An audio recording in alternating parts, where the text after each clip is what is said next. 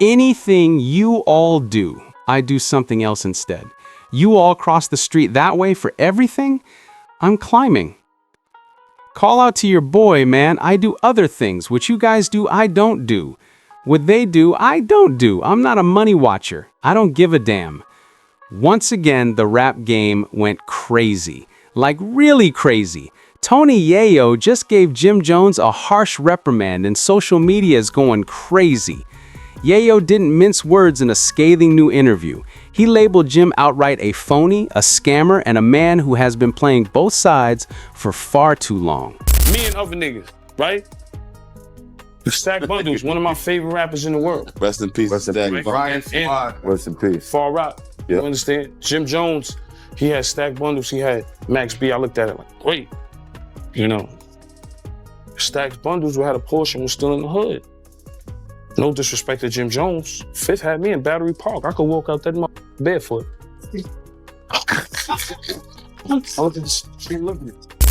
Yayo replied, "You can't scream loyalty if you move funny when the cameras are off." Boom.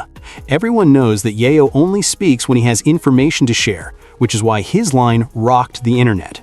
And he meant business this time. He then went even further, dissecting how Jim Jones presents himself as tough in interviews, yet becomes corporate when it comes to taking a firm stance on business. Get the socks, nigga. Sneakers Dior, nigga.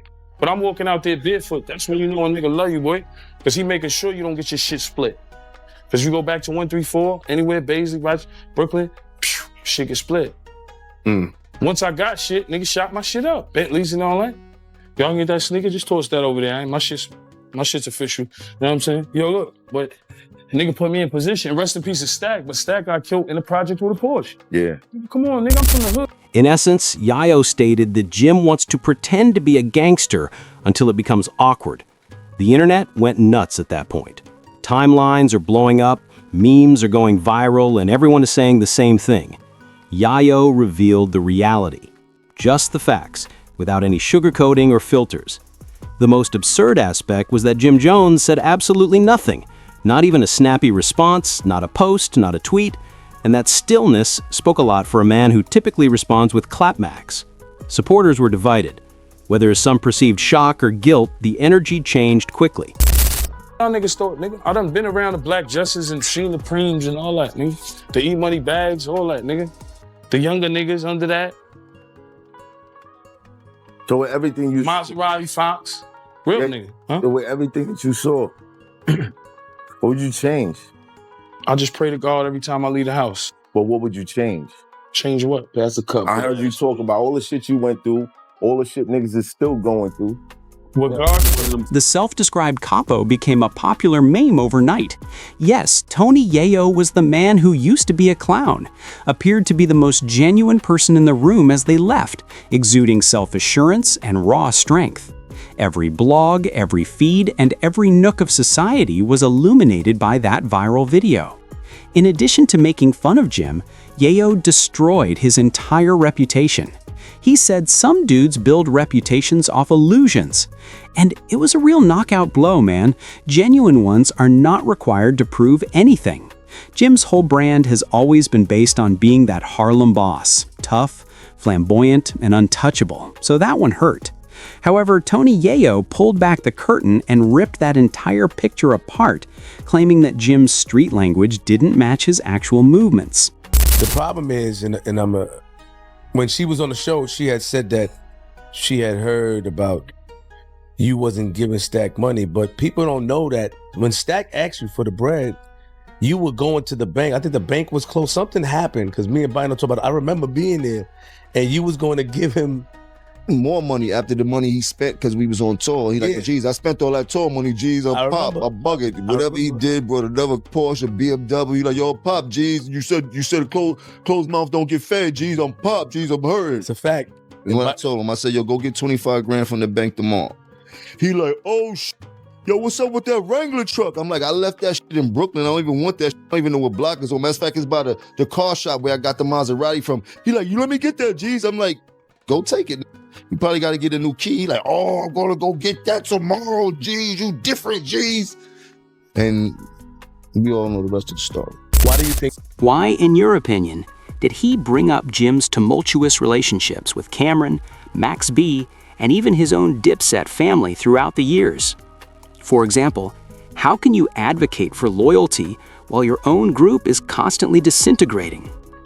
It was Yayo's statement that went viral and truly rocked the internet. To connect every dubious dot they could find, fans dug deep, retrieving old Dipset interviews and clips.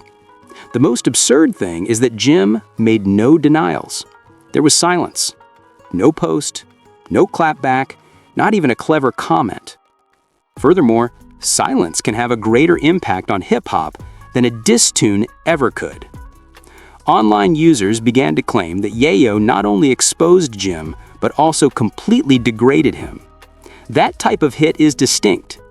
Even the leaders of the old school had to be honest. The streets respect Yayo's rawness, even though he lacks the flash. People in the industry today fail to see that raw, unvarnished reality. Everyone was reminded by this entire incident that authenticity never wanes, no matter how much time goes by. Then Yayo stepped forward once more. I have this misconception of what happened. Why do you think even her? Why do you think that? Where did that come from? Because he likes to hear the truth. Because we were there. Bino get mad all the time, and he gets offended. And he was one of the people that called me. He was like, "That's not true." They think that what they think is that Stack asked you. So he told you he wanted to leave. They said that Stack told you he wanted to leave. He wanted to move, and you didn't move him out. But that's not true. You want to hear that story? All right, for Stacks and them, I was about to buy Stacks to give Max and Melly a whole brownstone in New Jersey. None of them want to leave them. He declared, "I'm not dissing anybody," while appearing on another program. "I'm talking about facts. Actors abound in the profession." Just that phrase caused 2 internet outages. Supporters said he's not lying because, let's face it, Yayo just demonstrated that sincerity still wins. Speaking candidly, Yayo claimed he has witnessed rappers falter in real life despite projecting a tough exterior on the internet. "You can't call yourself the capo," he said. "Everyone understood the shot was directed directly at Jim Jones, even if your own block doesn't support you." As if it were scripture, fans went crazy and reposted the quote. While Dipset was out there talking big and flexing in interviews rather than moving in silence, the internet was exploding with old clips of 50 Cent and G-Unit working hard. It got insane when others said that Jim appeared to be simply another rapper spinning circles for attention, while Yayo appeared to be the sole remaining actual soldier. The tension from the old G-Unit versus Dipset returned with a vengeance. Yeah. You know, a fifth. And we still touring. Still. And I do my own tours too for people. Oh, yo. I do my own tours. I did tours in Canada. I did a tour across the whole Germany and the Swiss Alps. And that's why I don't care about the hate. Because I'm like, I got the possibility to do my own tour. Like, something with Memphis Bleak. Memphis Bleak said to Nori, Yayo said, Jay-Z didn't have us on tour like he did, or I eat my own halal. I eat my own halal too. If you want to say that, to Memphis Bleak, I just came off my last tour. All I'm saying is when you see Jay-Z in a setting, he never really, when he's doing a Beyonce show or whatever, you don't see Memphis Bleak on the stage and him being brought out. You know, even if I'm doing the hype man shit with 50, he's bringing me out. I'm making money. I'm going to. That's that man girl too. That's it. That's Hove's wife tour. Yeah, that's Hove's wife tour. The fans were constantly arguing who was actually in charge of New York in the past. The arguments went on and on. Despite the rush of timelines, Yayo maintained her composure. He didn't need to act disrespectfully at all. He allowed the truth to be heard clearly enough. "I've experienced the feds, real wars, and real pressure," Yayo remarked. "The majority of these rappers are merely storytellers." And wow, that serene tone only intensified the impact. He wasn't shouting, he wasn't bragging. He was analyzing Jim calmly and stoically. People began to realize that this was more than just beef at that point. Reputation and reality clashed. Furthermore, Jim's reality was completely collapsing. Jim Jones remained silent for several weeks. Nothing. Not a live stream nor a post. Additionally, that silence felt weighty to someone who is typically eager to hop online and clap back. Fans quickly became aware. Hove don't look out for me like 50 look out for him. Oh, where? He said that? I just want to clear that up. Hove don't have to. All right. You know what I mean? All right. Okay. I'm chewing a lie on my own. Right. If Hove look out, I'm telling you, I'll be up there. Right. So when y'all see me out here, That's the Blizzle budget. But back to you, I'm sorry for cutting you off. But I just want to let niggas know Hov don't have to. You know, me from the hood, so people look at Bleak and don't understand the business he's doing. They always look at Jay like, yeah. Nah, nigga, That's why you make like Yayo talking about, Jay don't take care.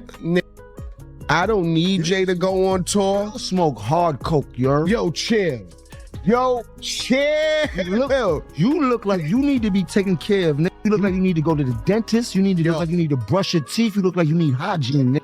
You look like you need help. Tell your man 50 send you a house or something, The man who referred to himself as Harlem's Capo abruptly vanished. His comment sections were vicious, full of trolling, jokes, and constant insults. The streets were filled with noise as Jim went from talking to a complete quiet. Under each and every Yayo video, fans continued to tag Jim with comments such as, "You're not gonna say nothing." Yayo also spoke the truth. "You're quiet because of it." To everyone watching, that quiet began to feel like confirmation. Jim's silence seemed to say it all. Nothing. No energy, no denials. People began to think that Yayo had struck a deep chord, and it was evident. Tony Yayo was cooling down here in the meantime. No tension, no rage, simply serene assurance and the vibe I mentioned earlier. Like a boss, he was jumping on interviews, making jokes, and lapping up all the limelight. Yayo remained calm and repeated the same thing each time the drama was brought up. That's ounces, nigga. That's why I hate a full movie, nigga. I got a G for every bump in your face, nigga. I promise you that, nigga. I promise you that, nigga. That's why he worried about Leon, you broke, nigga. You know I got it, nigga. What's up? The ain't bag is up. The both sides. Hey, yo. Hey, Flea, where the both sides, Let me finish that off. Ain't nobody taking care of over here, B. Nah, you good, my nigga. I love it. Deserve it. They tell me to tell the truth, not to pick fights. I don't recognize him, but real recognizes real. Boom. Overnight, that line became legendary. And that cool, collected delivery was more powerful than any diss tune. It completely changed the course of events. Jim suddenly appeared to be the obnoxious person who was finally restrained by someone he couldn't intimidate or out-talk. Yayo dissected it in a straightforward yet brutal manner. "Too many rappers steal street energy until it's time to live it," he stated. "They are tough on the mic, but they move quickly when the real ones enter." Fans had that feeling. Yayo wasn't acting out of ego, they added. He had first-hand knowledge. This individual has experienced extreme heat. He never gave up, changed sides, or stopped being a strong man in the face of federal cases, feuds, and defeats. For this reason, his name is still sung respectfully in the streets today. Thus, when Yayo criticized Jim for his inconsistent behavior, everyone took her word for it. This was not gossip. It was an expert dissecting what he had personally witnessed, and that intensified the pain tenfold. With outrageous headlines like "Yayo exposes Jim Jones for being industry tough" and "Dipset Capo checked by G-Unit veteran," the bloggers went into overdrive and overtook timelines. There was an overwhelming amount of it on the internet. The internet was ablaze. Clips, emotions, and spicy takes were all over the feeds. Additionally, the timing couldn't have been more ideal. Yayo didn't pursue influence, develop a feud, or release a song. He simply told the truth with his serene demeanor and years of practical life experience supporting each statement. And that's precisely why Jim felt so humiliated. It didn't sound, a man who had been there provided the facts. This wasn't a novice trying to get attention. When he spotted the phony, this well-respected original creator called it out.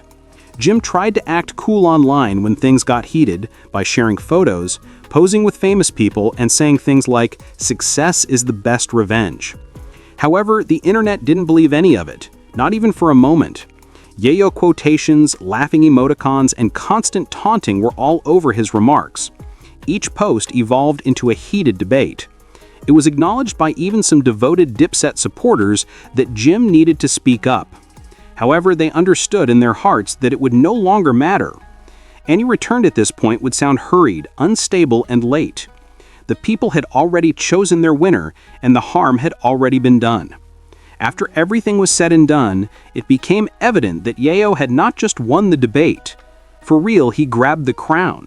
In front of the entire culture, he emerged victorious in the respect battle. It was seen by all. He only needed to be genuine. He didn't require elaborate words or drama. The game was reminded by Yayo that authenticity cannot be falsified. It cannot be purchased, posted, or flexed. You must experience it. Jim's portrayal of reality seems overly staged and theatrical. Yayo's energy, on the other hand, was rough, unvarnished, and directly from the trenches. You can't practice, mimic, or fake that type of authenticity, genuine at its heart. Ultimately, Yayo's truth became the loudest sound in the room, while Jim's silence proved to be his greatest weakness. The quietest man in the room can occasionally take the toughest blow. Without releasing a single verse, bar, or diss track, Yayo demonstrated that. He didn't require a beating. The hit was his honesty. Now, this entire circumstance revealed to everyone who was merely talking and who actually lives up to the rhetoric. The game was reminded that noise isn't the definition of respect. It concerns truthfulness, consistency, and what others say about you while you're not present. What do you think then? Which side are you supporting? Post your opinions in the comments section.